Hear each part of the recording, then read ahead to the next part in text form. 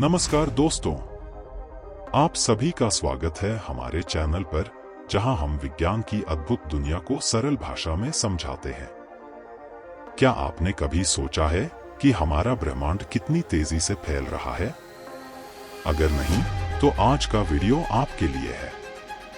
हम जानेंगे कि ब्रह्मांड कैसे और कितनी तेजी से फैल रहा है और इसका हमारे भविष्य पर क्या असर पड़ सकता है। तो चलिए शुरू करते हैं। सेक्शन 1, ब्रह्मांड का विस्तार कैसे हुआ। हमारी कहानी शुरू होती है करीब 13.8 अरब साल पहले, जब एक महाविस्फोट यानी बिग बैंग हुआ। इस विस्फोट के साथ ही हमारे ब्रह्मांड की शुरुआत हुई। उस समय सभी चीजें बहुत ही सघन और गर्म अवस्था में थीं। जैसे जैसे समय बीतता गया, यह पदार्थ फैलने लगा और इसके साथ ही ब्रह्मांड का विस्तार भी होता गया। लेकिन क्या आप जानते हैं कि यह विस्तार आज भी जारी है? जी हां, आज भी हमारा ब्रह्मांड फैल रहा है और इसके साथ ही हर आकाशगंगा एक दूसरे से दूर होती जा रही है। इस प्रक्रिया को ब्रह्मांड का विस्तार कहते हैं। लेकिन यह कैसे हो रहा है? चलिए समझते हैं। सेक्शन 2, हबल का खोज और हबल कांस्टेंट। 1920 के दशक में एक अमेरिकी खगोलशास्त्री एडविन हबल ने एक अद्भुत खोज की। उन्होंने पाया कि दूर की आकाशगंगाएं हमसे दूर जा रही हैं, और जितनी दूर ये आकाशगंगाएं हैं, उतनी ही तेजी से वे हमसे दूर हो रही हैं।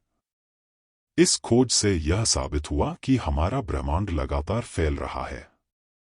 इस खोज को हबल की खोज कहा जाता है।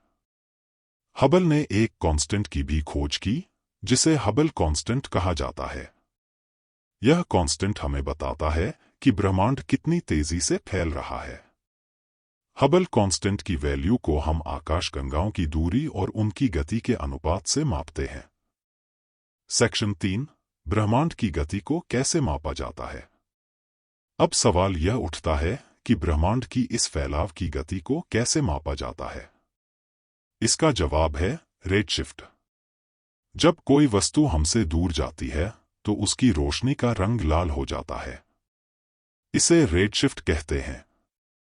जितनी तेजी से कोई वस्तु हमसे दूर जाती है, उतनी ही ज्यादा उसकी रोशनी का रंग लाल होता जाता है।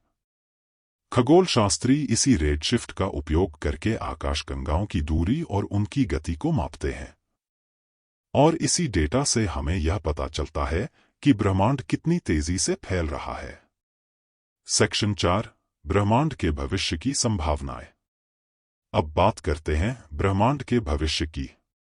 अगर ब्रह्मांड का विस्तार इसी तरह जारी रहा, तो कई वैज्ञानिक मानते हैं कि ब्रह्मांड का भविष्य 3 तरीकों में से किसी एक तरह से हो सकता है। एक, बिग फ्रीज, महाशीत।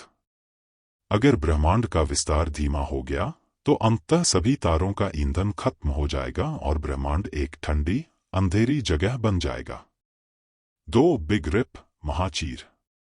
अगर ब्रह्मांड की विस्तार की गति बढ़ती रही, तो एक समय आएगा जब सभी आकाशगंगाएं, तारे, ग्रह और यहां तक कि परमाणु भी टूट जाएंगे। इसे बिग रिप कहते हैं। 3, बिग क्रंच, महासंकुचन। एक और संभावना है कि ब्रह्मांड का विस्तार एक समय के बाद रुक जाएगा और फिर यह अपने आप में ही संकुचित हो जाएगा, जैसे कि कोई विशाल विस्फोट के बाद सिकुड़ जाता है। इसे बिग क्रंच कहा जाता है। लेकिन इन सबके बावजूद वैज्ञानिक अभी भी ब्रह्मांड के भविष्य को लेकर पूरी तरह से निश्चित नहीं है। यह एक ऐसी पहेली है जिसका हल खोजना अभी बाकी है।